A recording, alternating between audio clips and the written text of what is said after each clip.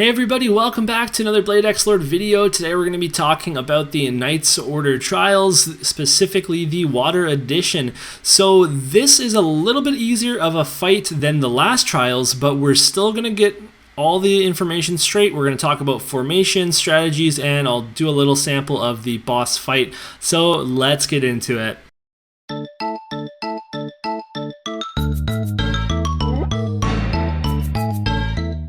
Alright, so taking a look at my team here, you're going to notice right off the bat, if you've been watching my videos, that I've got a new addition to my light team, and that is Hein right here. So I have been dabbling with a 2 breaker, 1 healer, 1 DPS team. So that would make Lyselot and Hein my breakers, Achel my healer, and Heathbell as my main damage dealer.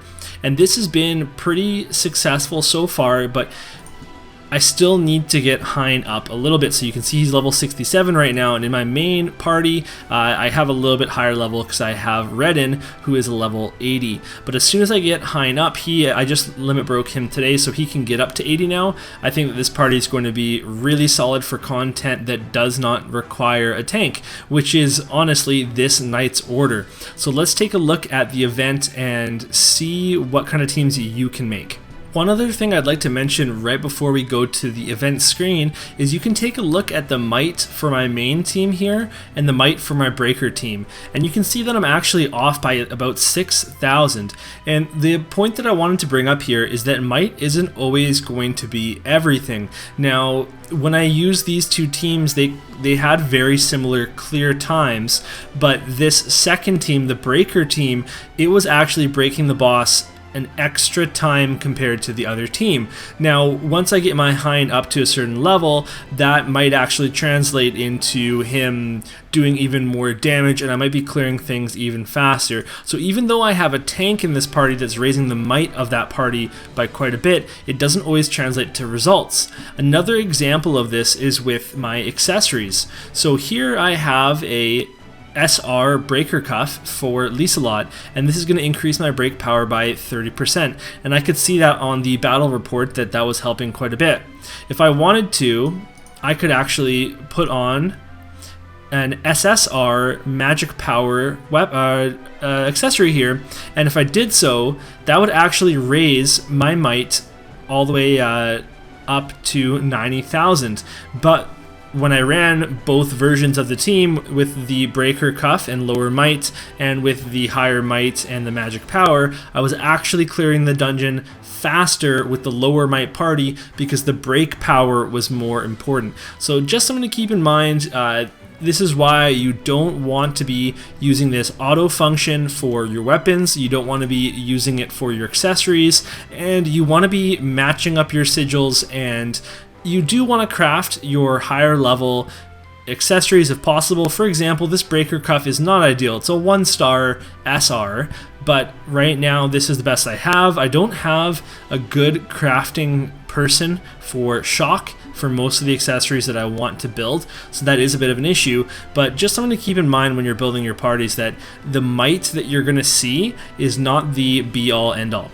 So let's take a look at the event and we'll see what's up. So it's the same as last time. We've got our Decatrials that will be coming out soon, and when you go in here, we're going to be able to buy some stuff with our Knights badges, and you're going to have some Knights badges from last time. Now I'm going to be saving up for Lily for sure, because I'm probably going to be building a dark team at some point based on my pulls, even though I do have a dark tank. But there's lots of stuff that's going to be new from last time, including the water crystals, and you're going to be wanting to buy these water crystals because we're going to get a water banner next, most likely. So those would be something that you'll possibly want to pick up with your Knights badges. Now when we actually go into the trials, it's going to have its own store, and you can see here I've got 6 stars as my best rate, but you can go all the way up to 10 if you're able to, and you're going to get even more rewards for that. You're also going to get daily missions and limited time missions as well, so that you can get some Lord Stones and other sweet stuff. When you go into the trading post, you're going to notice that it's all pretty standard stuff here. you are going to want to focus on the rarer items first. So for example, the Hero Star, Legend Star, those can be farmed, but they have lower drop rates. I'm going to buy these gold pellets right now, and I didn't actually get to buy these last time because when the Knight's Order and the Decatrials dropped, I didn't have very much time at all. That's one of the tough parts about this content is it's so short-lived. If you get busy during that time, you're kind of in trouble. But this time I plan to buy stuff in the shop. Keep in mind that a lot of stuff, once you buy a certain amount of it, it's going to change to another price, which is misleading, but what can you do? So the things that are a priority in here are going to be your large lightning crystals, 90 of them. That is a really big deal. I had to farm the large crystals today, and it took forever. So you're going to want to buy those for sure. You never know when you're going to go into lightning, so if you have the currency, buy those right away. These small and mediums are not a big deal, but if you have the extra currency, you can buy them. Same thing with silver summon tickets. You get those so easily, but you can buy those if you have. Even if you farm the event, you're going to get a bunch of them anyway. So buy the gold pellet, the silver steel, buy the legend star, the hero star, and then I like to buy the high energy potions for sure. I've already bought some, and the training manuals, EX, those are really solid because that's going to help you farm more. The training manuals, you can farm, but they're just so good to grab here, and then you can level up all of your different parties. So I'm definitely going to grab those as well. So hopefully that gives you a bit of an idea of a priority. Now, looking at the actual event, we're going to have all the solo fights here. So there's a beginner, intermediate, advanced, and expert, and then there's going to be the loop versions of those.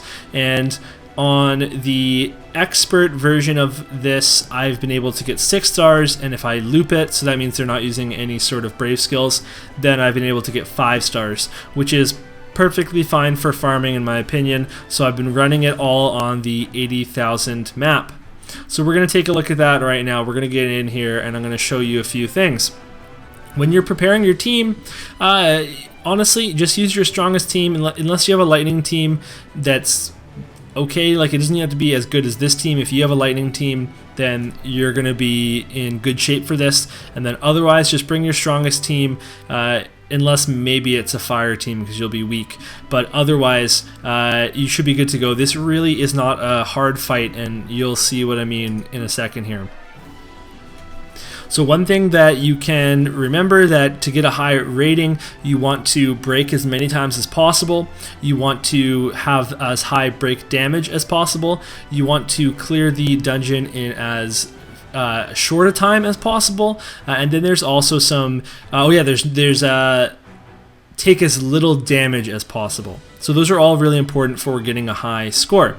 So right off the bat, I am going to focus attack on the boss, and you're going to see there's 3 ads up here, and these ads spawn really quickly. They will come back as soon as I kill them for the most part, and I am going to be able to kill them very easily because both, I forgot to put my Hein party, but that's okay. So both Hein and Lieselot have AoE abilities, actually as do a lot of the party members here, and those AoE abilities are going to naturally kill these cubes anyway, so you might switch targets to them, but if you're autoing, but you can clear them so quickly. You see, I just used her big ability there, and it cleared all of them at once.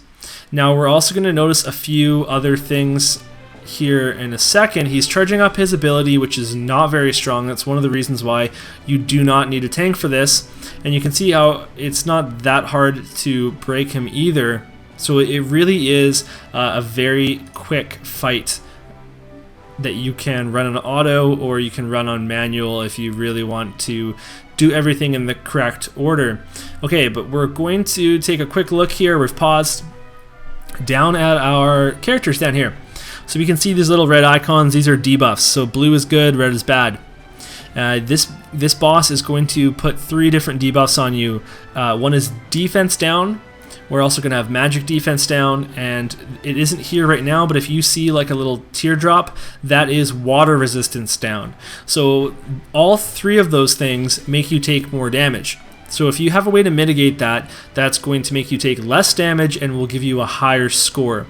But again, you don't want to be taking off your breaker accessories and your power accessories to put on these necessarily, although I haven't tested that.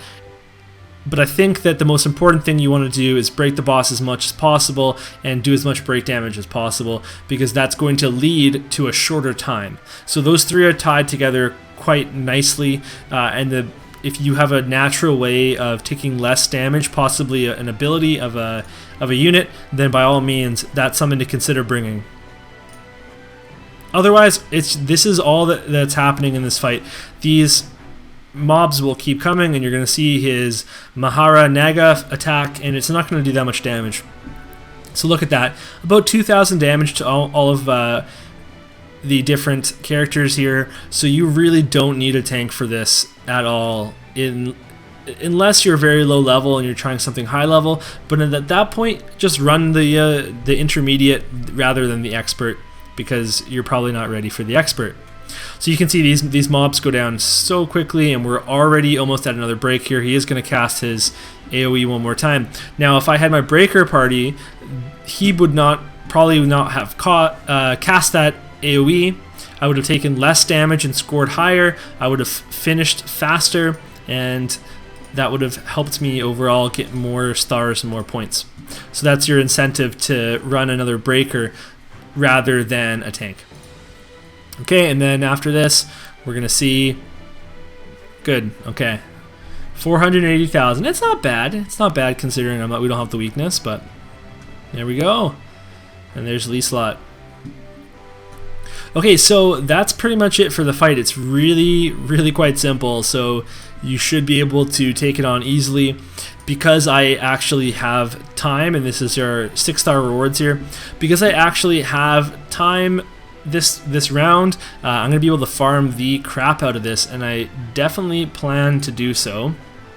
And just so you know, in case you have never seen this before, I'm sure a lot of you have, battle report in the top right here, you can check out all your stats. You can see LeSlot's doing lots of break here, and you can see all your other stats of what your characters are doing. So that's good to check out sometimes when you're trying to compare different loadouts, different units, whatever you're doing, different accessories, different sigils.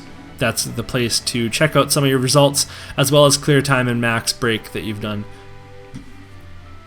And with that, that's kind of going to be it. So we just have to think about the Decatrials coming up.